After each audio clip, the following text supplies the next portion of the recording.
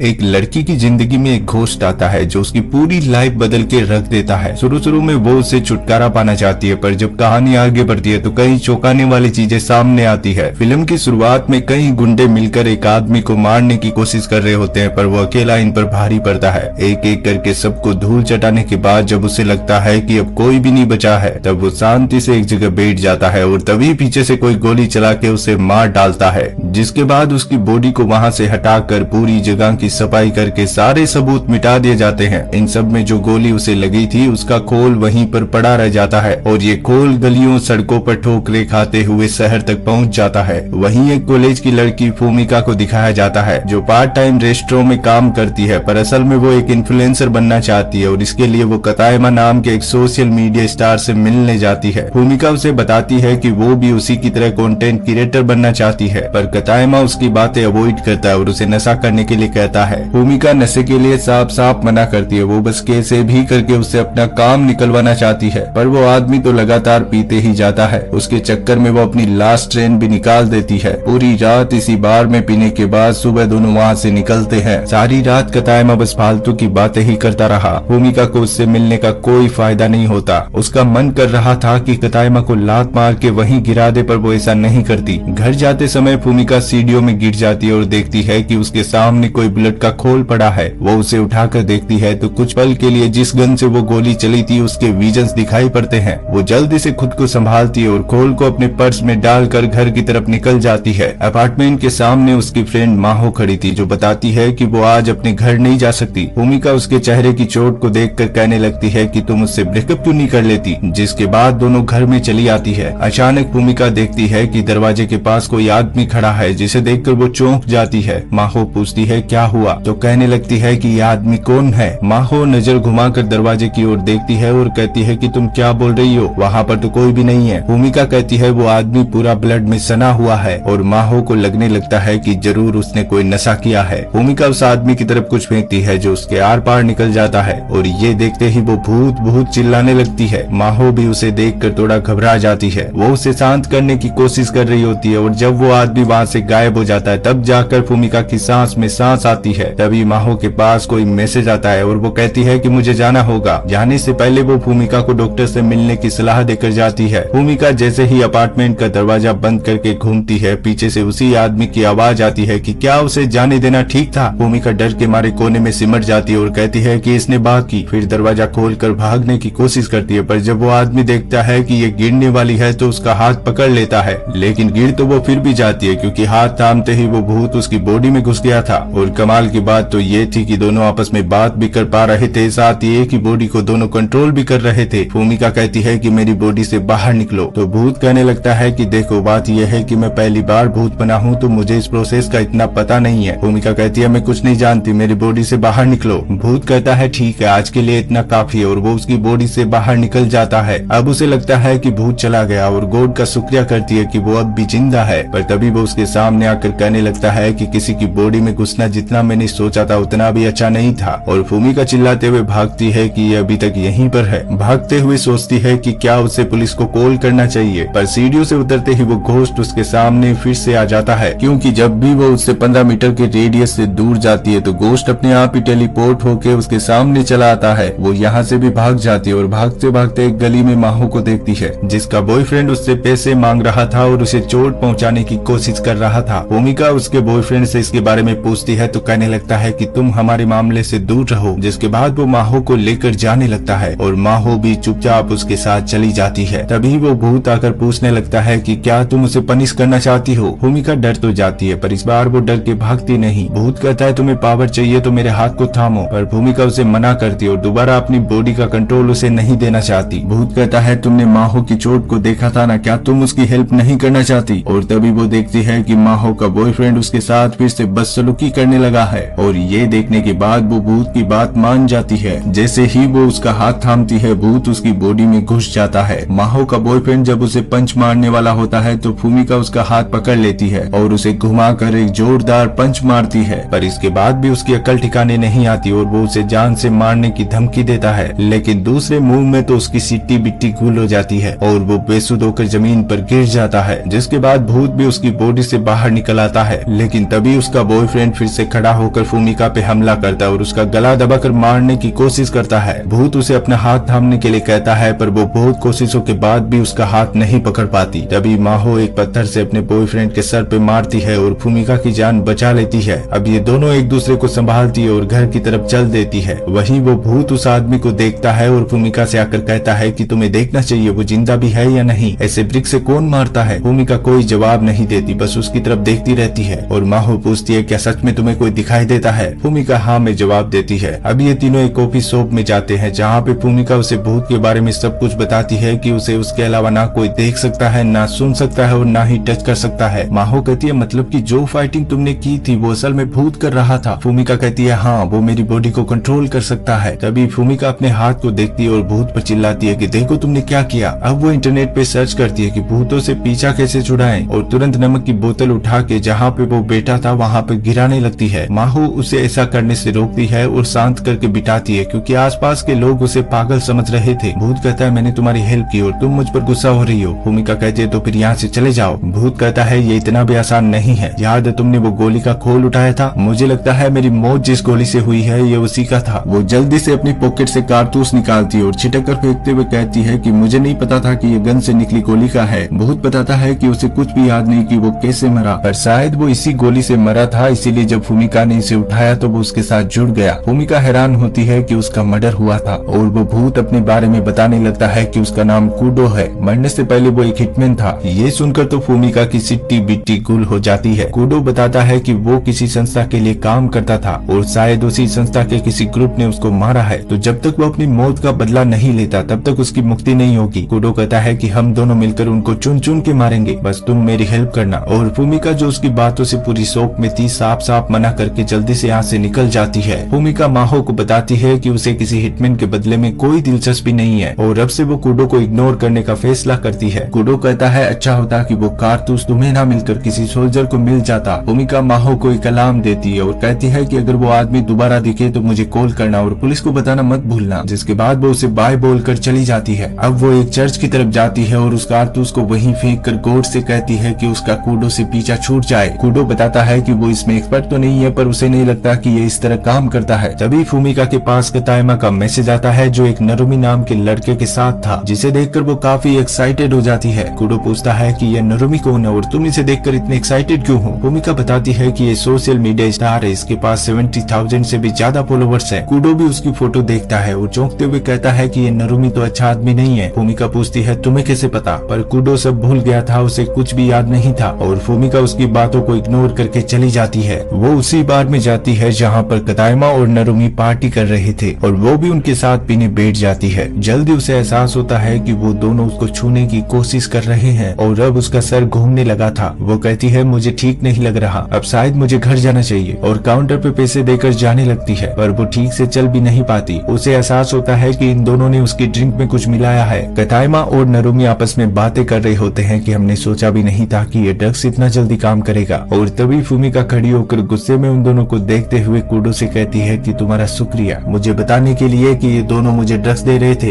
Actually हुआ यूँ था कि उस समय कूडो को याद आ गया था और उसने भूमिका को बताया कि नरुमी और कतायमा लड़कियों को ड्रग्स देते हैं और फिर उनका फायदा उठाते हैं और इनके बारे में वो इसलिए जानता है क्योंकि कूडो जिस संस्था के लिए काम करता था वो ऐसी पिल्स बनाती है और उसने कई बार इन दोनों को वहाँ से पिल्स खरीदते देखा था। भूमिका उसकी बातों का विश्वास तो नहीं करती पर वो कोई भी रिस्क नहीं लेना चाहती, इसलिए वो कूडो से कहती है कि अगर ये सच हुआ तो मैं उनकी हड्डियां तोड़ दूंगी। कूडो पूछता है पर तुम भला ये कैसे कर पाओगी और वो कहती है कि मैं तुम्हें अपनी बॉडी में आने दूंगी। कूडो कहता है पर मैं तुम्हारी हेल्प क्यों करूँ। भूमिका कहती है इसके बाद मैं भी तुम्हारी हेल्प करूंगी। कूडो कहता है ठीक है, पर मुझे लगता है कि बारटेंडर और स्टाफ भी उनसे मिले हुए हैं और होता भी बिल्कुल ऐसा ही है, पर बारटेंडर जब उसकी ड्रिंक में ड्रग्स मिलाता है तो कूडो उसे बता देता है। भूमिका उन दोनों से कहती है कि मुझे पता है तुम लोगों ने मेरी ड्रिंक में ड्रग्स मिलाया है, चुपचाप खुद को पुलिस के हवाले कर दो नहीं तो अच्छा नहीं होगा। पर वो दोनों उस पर हंसने लगते हैं और बताते हैं कि पुलिस उनका कुछ नहीं बिगाड़ सकती। जिसके बाद भूमिका कूडो के साथ कनेक्ट होती है और कहने लगती है कि अब पछताने के लिए बहुत देर हो चुकी है। कतायमा उसका मजाक उड़ाता है इसलिए वो सबसे पहले उसी की छुट्टी करती है।